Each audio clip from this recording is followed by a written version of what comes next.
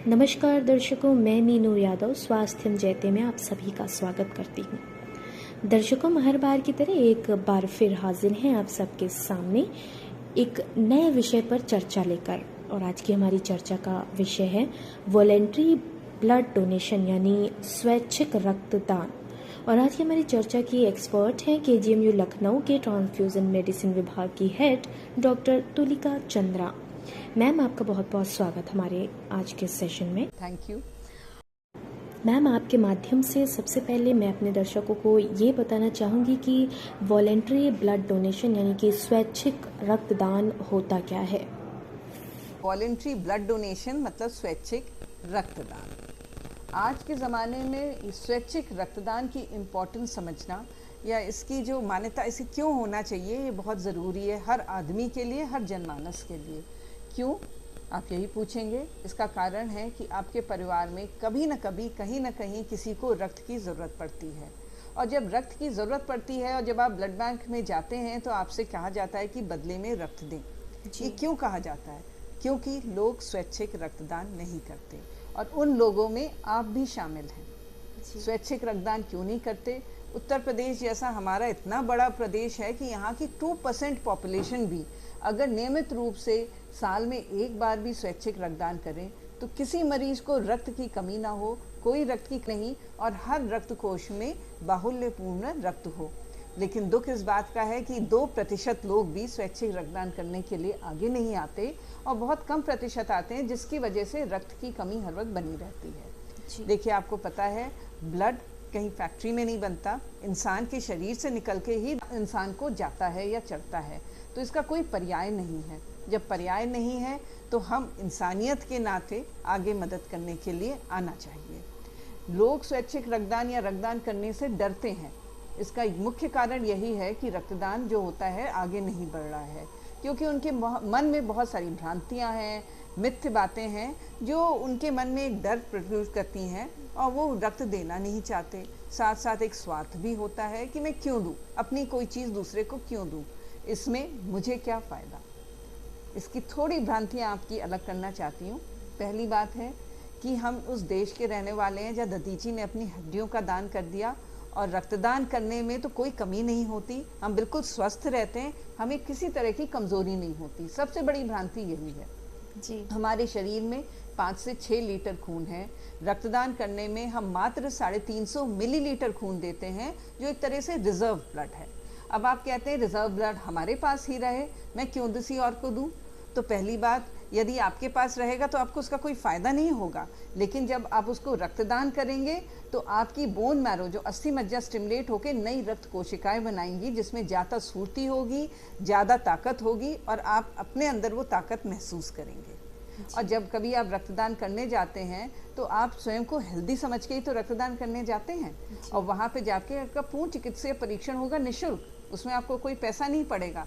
कितनी बार आप बिना बीमारी के डॉक्टर के पास जाते हैं, लेकिन इसमें आप डॉक्टर के पास जा रहे हैं, वो आपका बिल्कुल निःशुल्क से आपकी पूरी जांचें कर रहा है, और यदि कोई भी बीमारी की शुरुआत होती है तो आपको उसी वक्त पता चल जाएगी और आप ठीक हो जाएंगे।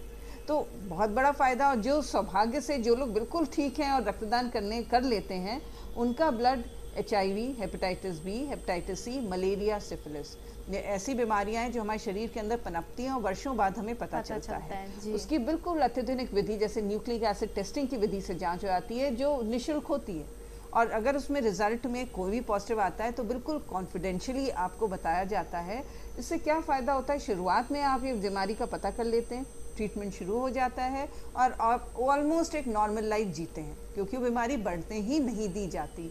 तो इससे बड़ा फ़ायदा क्या है कि आपको घर चल के आपका पूरा इलाज, आपके स्वास्थ्य की जानकारी, आपको सब कुछ हो रही है, और लेकिन सबसे बड़ा फ़ायदा कि आप एक नहीं 4 मरीज़ों की जान बचा रहे हैं, क्योंकि आजकल रक्त कंपोनेंट्स का ज़माना है, और रक्त कंपोनेंट्स में जहाँ प्लेटलेट्स, PRBC, FFP, आप एक नहीं इतने सारे मरीज़ों की जान बताते हैं, और उनकी दुआएं कहीं ना कहीं प्रत्यक्ष या परोक्ष रूप से आपको मिलती हैं।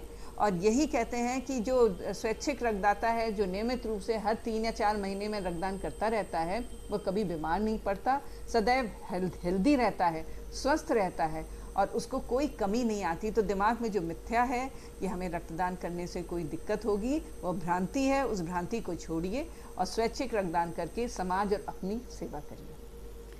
मैम, रक्तदान करने के लिए न्यूनतम आयु और एक न्यूनतम वेट जो कितना होना रक्तदान चाहिए? करने के लिए थोड़े क्राइटेरिया हैं, तभी हम कहते हैं आप इच्छा करिए। जब आप रक्त कोष में जाएंगे तो आपका पूरा परीक्षण होगा, स्वस्थ होने पर ही आप रक्तदान करेंगे।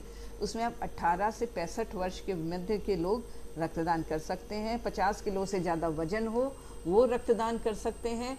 इसके अलावा कोई बीमारी ना हो, जैसे डायबिटीज़, हाइपरटेंशन अगर हो तो कंट्रोल्ड हो, एस्थमा, बुखार ना हो, और 3 दिन के अंदर कोई दर्द की दवाई ना ली हो, क्योंकि उससे आपकी प्लेटलेट्स की क्षमता कम हो जाती है। और 48 घंटे के अंदर जैसे होता है ना, अल्कोहल, शराब का सेवन ना किया हो, और कोई एंटीबायोटिक या कोई इलाज ना किया हो। बहुत सारे क्राइटेरिया होते हैं। जब आप जाएंगे तो डॉक्टर साहब आपसे पूछेंगे, आपको लिखित में देंगे, आप पढ़ेंगे तो एक आप समझेंगे कि हाँ मैं कर सकता हूँ, क्यों नहीं कर सकता हूँ, क्या मैं अपना आहार, खान पान इम्प्रूव करें, क्योंकि हीमोग्लोबिन 12.5 ग्राम% होनी चाहिए। और अक्सर लोग अपने स्वास्थ्य के प्रति इतना जागरूक नहीं रहते, हीमोग्लोबिन कम हो जाती है। जब रक्तदान करने आते हैं तो वहाँ पे उनको हीमोग्लोबिन की जांच होती है, और वहाँ जब कम मिलती है तो वो रियलाइज़ करते हैं कि हाँ शायद हम अपने न्यूट्रिशन जो आहार ले रहे हैं वो संतुलित नहीं ले रहे हैं। और बहुत सारे लोग उसकी वजह से अपने स्वास्थ्य के प्रति जागरूक हो जाते हैं, और थोड़े महीने बाद आके रक्तदान करके खुद को भी स्वास्थ्य लाभ देते हैं और किसी मरीज की भी जान बचाते हैं। जी मैम, ब्लड डोनेशन को लेकर लोगों में ये भी एक भ्रांति है कि गर्मियों के मौसम में ब्लड डोनेट करने से इन्फेक्शन के चांसेस बहुत होते हैं। देखिए, ब्लड डोनेशन से कोई इन्फेक्शन के चांसेस नहीं होते हैं। पहली बात, ब्लड बैंक हर वक्त एयर कंडीशन जगह पे होता है, तो एसी में ही ब्लड डोनेट करते हैं। और जो नीडल इस्तेमाल करते हैं, देखिए वो उसी वक्त तोड़ी जाती है, तो चाहे गर्मी हो, चाहे सर्दी, चाहे रेनी सीजन हो, आपको इन्फेक्शन के कोई चांसेस नहीं होंगे, बशर्ते आपके अंदर जो इन्फेक्शन है उसकी भी जांच हो जाएगी, जिसके बारे में आप भिज्ञ हो जाएंगे। जी मैम, अंत में अवेयरनेस के बारे में अगर हम कहें, आप अपने हमारे दर्शकों को क्या बताना चाहेंगी? हम ये कहेंगे कि एक बार आप रक्तदान करके देखिए, अच्छा लगता है। मात्र 10 मिनट ही लगते हैं, लेकिन उसकी जो फीलिंग होती है शायद वो आपके पूरे लाइफ को सुधार दे। वो दान की फीलिंग, जो दूसरों की हेल्प की फीलिंग, अपने स्वास्थ्य के प्रति जागरूकता की फीलिंग, तभी कहते हैं एक रक्तदान बचाए 4 जान, और रक्त दे के देखो, अच्छा लगता है।